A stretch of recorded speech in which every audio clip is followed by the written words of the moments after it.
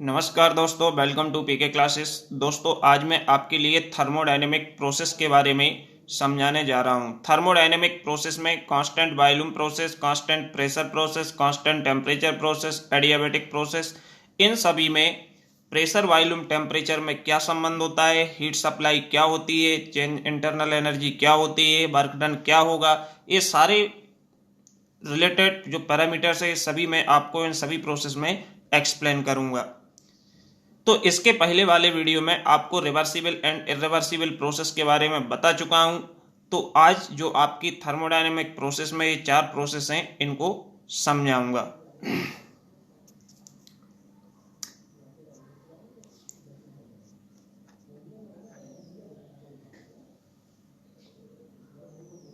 तो दोस्तों, यदि आपने अभी भी मेरा चैनल सब्सक्राइब नहीं किया है तो चैनल को सब्सक्राइब करें, जिससे आने वाले लेटेस्ट वीडियो की जानकारी आपको मिल सके। फर्स्ट है कांस्टेंट वॉल्यूम प्रोसेस। जैसे कि आपको प्रेशर वॉल्यूम डायग्राम दिया हुआ है और प्रेशर टेम्परेचर डायग्राम है। तो कांस्टेंट वॉल्यूम प्रोसेस होती है, तो इसमें हम कांस्टेंट वॉल्यूम पे जब कोई भी mkg गैस को गर्म करते हैं, हीट करते हैं, तो हमको इसमें देखना है कि क्या क्या चेंजेस हमको मिलता है, क्या क्या हम इसके गुणों में परिवर्तन होता है, वर्क डन क्या होगा, हीट सप्लाई क्या होगी, प्रेशर वॉल्यूम टेम्परेचर में क्या संबंध रहेगा, ये सारे हम इसमें चेक करेंगे। तो फर्स्ट आपका जो है प्रेशर वॉल्यूम टेम्परेचर रिलेशनशिप। तो जब हम पीवीटी रिलेशनशिप फाइंड करते हैं कांस्टेंट वॉल्यूम प्रोसेस में, तो हम जनरल गैस इक्वेशन को अप्लाई करते हैं। जनरल गैस इक्वेशन यहाँ पे हमने लिखी P1V1 अपान T1 इक्वल P2V2 अपान T2। लेकिन हमको मालूम है कि जो V1 इक्वल है वो V2 है, क्योंकि डायग्राम में जो हमको प्रेशर वॉल्यूम में दिख रहा है वॉल्यूम कांस्टेंट है, जो पॉइंट 1 पे वॉल्यूम है वही पॉइंट 2 पे है। तो वॉल्यूम हमारा कैंसिल हो जाएगा, तो फाइनली हमारा बचेगा क्या, P1 अपान P2 इक्वल T1 अपान T2, या हम लिख सकते हैं P अपान T इक्वल कांस्टेंट। और कांस्टेंट क्या होता है, वॉल्यूम। ये हमारा P अपान T इक्वल कांस्टेंट, ये प्रेशर वॉल्यूम टेम्परेचर में कांस्टेंट वॉल्यूम प्रोसेस में संबंध होता है। ठीक है, नेक्स्ट इसमें ये सिस्टम भी दिया हुआ है, जिसको हम किसी सोर्स से हीट दे रहे हैं। यहाँ पे जो सिस्टम है, इस सिस्टम में mkg गैस को ले लिया। इस गैस को जब हम गर्म करेंगे तो इनिशियल पैरामीटर आपके P1 V1 T1 थे। अब हम यदि गर्म करते हैं तो इसके पैरामीटर चेंज होके क्या हो जाते हैं, P2 V2 T2। तो लेकिन वॉल्यूम कांस्टेंट है तो वॉल्यूम नहीं बदलेगा, टेम्परेचर चेंज होगा और प्रेशर चेंज होता है। ओके, नाउ सेकेंड पैरामीटर से इसमें वर्क डन। वर्क डन, अब हम वर्क डन की बात करेंगे कि work done constant volume process में क्या होता है। तो work done by the gas, तो we know that del W equal P D V. हम जानते हैं कि क्लोज सिस्टम का जो वर्क डन होता है वो कितना होता है, del W equal P D V. तो P D V, D V क्या है, चेंज इन वॉल्यूम, पी क्या होता है, प्रेशर। ठीक है, तो डेल डब्ल्यू जो वर्क डन है वो क्या है, पाथ फंक्शन है। ठीक है, तो यहां पे हम जब इसको वर्क डन कैलकुलेट करेंगे तो हम दोनों साइड का इंटीग्रेशन करेंगे। इंटीग्रेशन करेंगे तो हमें कंप्लीट क्षेत्र का वर्क डन मिलेगा। डेल डब्ल्यू को इंटीग्रेट करेंगे तो W12 आएगा, क्योंकि ये प्रोसेस पे डिपेंड करता है, पॉइंट पे नहीं, क्योंकि ये पाथ फंक्शन है। तो इसको हम लिखेंगे कैसे, वर्क डन 1 2 मतलब प्रोसेस 1 2 में कार्य कितना हुआ, वर्क कितना है, इक्वल जब हम dv को इंटीग्रेट करेंगे तो क्या आएगा, v आएगा। v पे हम लिमिट पुट करेंगे 1:2 वाली, upper limit minus lower limit, तो हमको फाइनली मिलेगा p v2 माइनस v1। लेकिन हमको मालूम है कि वॉल्यूम कांस्टेंट है तो वर्क डन क्या हो जाएगा, 0। तो कांस्टेंट वॉल्यूम प्रोसेस में वर्क डन जो होता है वो क्या होता है, 0। थर्ड है चेंज इन इंटरनल एनर्जी। अब हम इंटरनल एनर्जी निकालेंगे कि कितना परिवर्तन होता है। तो इसके लिए हम फर्स्ट लॉ ऑफ थर्मोडायनामिक को अप्लाई करेंगे। फर्स्ट लॉ ऑफ थर्मोडायनामिक होता है Q minus W equal del U. तो यहाँ Q12 प्रोसेस 1 2 में कितनी हीट सप्लाई हुई, minus W12 equal del U12। तो वर्क डन 0 है, हमने पुट कर दिया 0 वैल्यू, तो Q12 इक्वल हमको क्या मिलेगा, U2 माइनस U1। तो जितना हमारी हीट सप्लाई है वो किसके इक्वल हो जाएगी, चेंज इन इंटरनल एनर्जी के U2 माइनस U1, क्योंकि टेम्परेचर तो बदल रहा है। तो ये हमारी चेंज इन इंटरनल एनर्जी होगी। अब इस प्रोसेस में हीट सप्लाई, जो हीट सप्लाई है, हीट सप्लाई कितनी होगी, हीट सप्लाई आपकी होगी Q12, प्रोसेस 1 2 में जो ऊष्मा सप्लाई हो रही है, कितना हीट हम दे रहे हैं गैस इसको गर्म करने के लिए, तो mCb T2 minus T1। T2 minus T1 जो है वो चेंज इन टेम्परेचर है, Cb specific heat at constant volume में, and m mass of gases है, क्योंकि जो हीट होती है वो क्या होती है mc dt। तो dt में T2 माइनस T1 हो गया चेंज इन टेम्परेचर, m मास हो गया, c स्पेसिफिक हीट होती है, तो यहाँ कांस्टेंट वॉल्यूम है तो CV। ये हमारा फर्स्ट प्रोसेस में रहता है। सेकंड है कांस्टेंट प्रेशर प्रोसेस।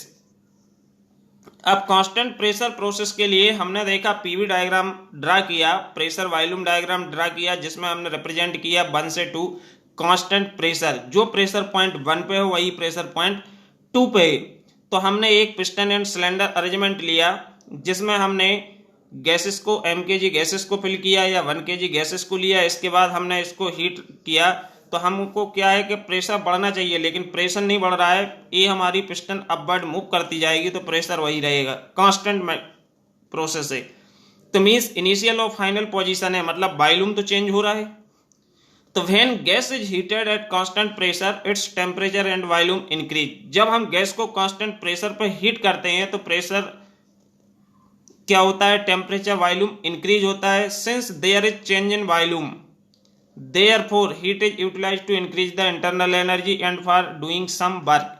तो जब हमारा वॉल्यूम चेंज होगा तो वर्क भी जनरेट होगा, वर्क भी प्रोड्यूस होगा, क्योंकि हमारा डिस्प्लेसमेंट हो रहा है।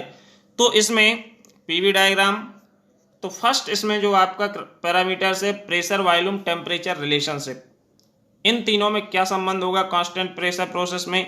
तो यहाँ भी हम जनरल गैस इक्वेशन को लगाएंगे, P1V1 equal MRT1, P2V2 equal MRT2, दोनों पॉइंट पे अप्लाई करेंगे, जो कांस्टेंट है वो कैंसिल करेंगे, उसको सॉल्व करेंगे, तो फाइनली आपका निकल के आएगा P1V1 upon T1 equal P2V2 upon T2। चूंकि P1 इक्वल P2, सो V1 upon V2 equal T1 upon T2 या V upon T equal C। Pressure constant है तो प्रेशर दोनों साइड का कैंसिल हो जाएगा, तो क्या बचेगा V upon T equal constant, और कांस्टेंट क्या है प्रेशर। तो ये हमारा प्रेशर वॉल्यूम टेम्परेचर में संबंध होता है। सेकंड है work done by the gas. ये जो प्रोसेस है इसमें गैस के द्वारा कितना वर्क डन होगा, तो वर्क डन के लिए हम जानते हैं कि del W equal P D V, जो क्लोज सिस्टम होता है उसमें वर्क डन होता है del W equal P D V. अब हम इसको इंटीग्रेट करेंगे दोनों साइड के लिए, तो W12 इक्वल पी 1/2 dV। तो इसको जब हम इंटीग्रेट करेंगे तो हमें वर्क डन मिलेगा प्रोसेस 1 2 में कितना PV2 माइनस V1, और जो हमारा P है ये V2 माइनस V1, तो इसको हम क्या लिख सकते हैं MRT2 माइनस T1, क्योंकि P1 V1 इक्वल होता है MRT1 और P2 V2 इक्वल होता है MRT2।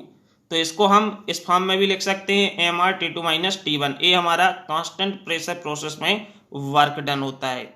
ये हमारा पीटी डायग्राम भी दिया हुआ है, जिसमें टेम्परेचर आपका चेंज हो रहा है 1 से लेकर 2 तक, लेकिन प्रेशर क्या है कांस्टेंट है। Third, change in internal energy. अब हमारी कांस्टेंट प्रेशर प्रोसेस में चेंज इन इंटरनल एनर्जी है वो सभी में सेम रहेगी, क्योंकि इसमें U2 minus U1 equal mCv T2 minus T1 आएगा। तो ये हमारी क्या है चेंज इन इंटरनल एनर्जी।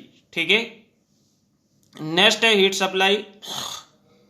तो यहाँ पे हम फर्स्ट लॉ ऑफ थर्मोडायनेमिक को अप्लाई करके हीट सप्लाई कैलकुलेट करेंगे। तो डेल क्यू समेशन इसमें हम इंटीग्रेट करेंगे, तो Q12 मतलब प्रोसेस 1 2 में कितनी ऊष्मा सप्लाई हुई, A equal U2 minus U1 plus W12। अब हम देखेंगे U2 माइनस U1 की वैल्यू पुट कर दिए और W12 की पुट कर दिए, इसको सॉल्व किया तो हमने यहाँ से कॉमन आया, कॉमन लिया M T2 माइनस T1, तो हमारा बचेगा CB प्लस R, जबकि हम जानते हैं CP माइनस CB इक्वल होता है R। तो यहाँ पे क्या है CB प्लस R, तो Q12 इक्वल आपके इस प्रोसेस में जो हीट सप्लाई होगी वो कितनी बचेगी mCp T2 माइनस T1। तो ये हमारी क्या हो जाएगी heat supply constant pressure process में। थर्ड है कांस्टेंट टेम्परेचर प्रोसेस। अब हमने इस तरह से सिस्टम को लिया कि जिसमें टेम्परेचर हमारा क्या रखना है कांस्टेंट। कांस्टेंट टेम्परेचर प्रोसेस को हम आइसोथर्मल प्रोसेस के नाम से भी जानते हैं।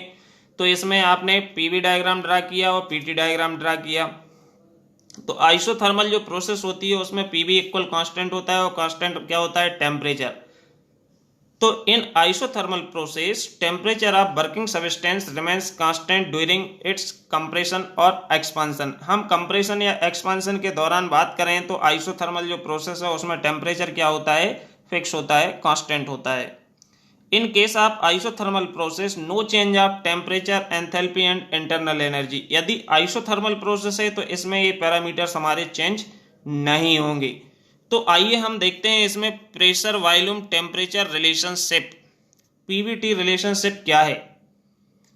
तो इसमें भी हम सिमिलर जैसे अदर्स प्रोसेस में जनरल गैस इक्वेशन अप्लाई किए, इसमें भी अप्लाई करेंगे। तो P1 V1 अपन T1 इक्वल P2 V2 अपन T2। अब इसमें टेम्परेचर कांस्टेंट है, T1 इक्वल T2 है, तो हमारा क्या बचेगा, P1 V1 equal P2 V2 equal P1 V1 equal P2 V2 बचेगा। या हम इसको लिख सकते पीवी इक्वल कांस्टेंट, क्योंकि ये आइसोथर्मल है। तो ये हमारा प्रेशर वॉल्यूम टेम्परेचर में संबंध होता है। नेक्स्ट है वर्क डन। अब वर्क डन जब हम कैलकुलेट करेंगे तो वर्क डन 1 से 2 तक कितना वर्क हुआ है इसको हमको कैलकुलेट करना है, तो इंटीग्रेट करना होगा। तो प्रोसेस 1-2 में W12 इक्वल P dV। तो फॉर आइसोथर्मल प्रोसेस हमको मालूम है law of isothermal PV equal क्या होता है, कांस्टेंट। तो यहाँ पे P इक्वल क्या हो जाएगा, C अपान V।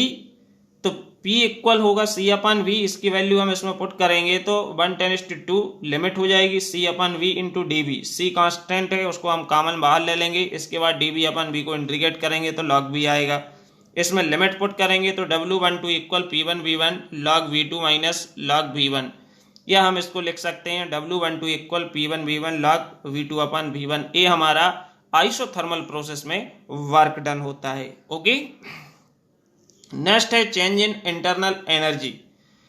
अब आइसोथर्मल प्रोसेस में इंटरनल एनर्जी चेंज मींस वो तो जीरो होगी, क्योंकि टेम्परेचर तो चेंज होता नहीं है, टेम्परेचर क्या है, कांस्टेंट। तो del U equal U2 minus U1 equal mCV T2 minus T1।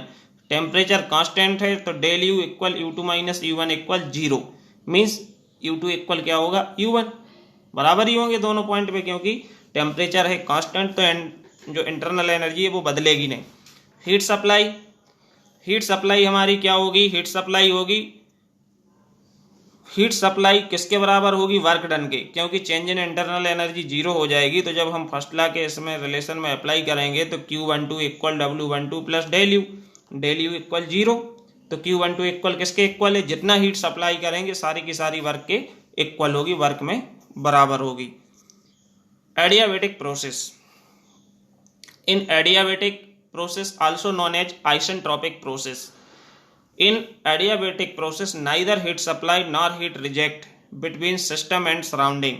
The entropy remains constant during expansion और compression. जो हमारी adiabatic process होती है इसमें हमारी ना तो हीट सप्लाई होती है ना ही हीट रिजेक्ट होती है कंप्रेशन या एक्सपांशन के दौरान। और जो एडियाबैटिक प्रोसेस है इसमें एंट्रोपी है वो क्या होती है, कांस्टेंट होती है। और एडियाबैटिक लॉ हमारा जो प्रेशर वॉल्यूम टेम्परेचर में रिलेशन निकल के आता है वो होता है पीवी गामा इक्वल कांस्टेंट, जिसको हम एडियाबैटिक लॉ के नाम से जानते हैं। पीवी गामा इक्वल कांस्टेंट होता है, ठीक है। और इसमें वर्क डन होता है P1 V1 minus P2 V2 अपन गामा माइनस 1। ये हमारा किसमें, एडियाबैटिक प्रोसेस में वर्क डन होता है। Okay, thank you.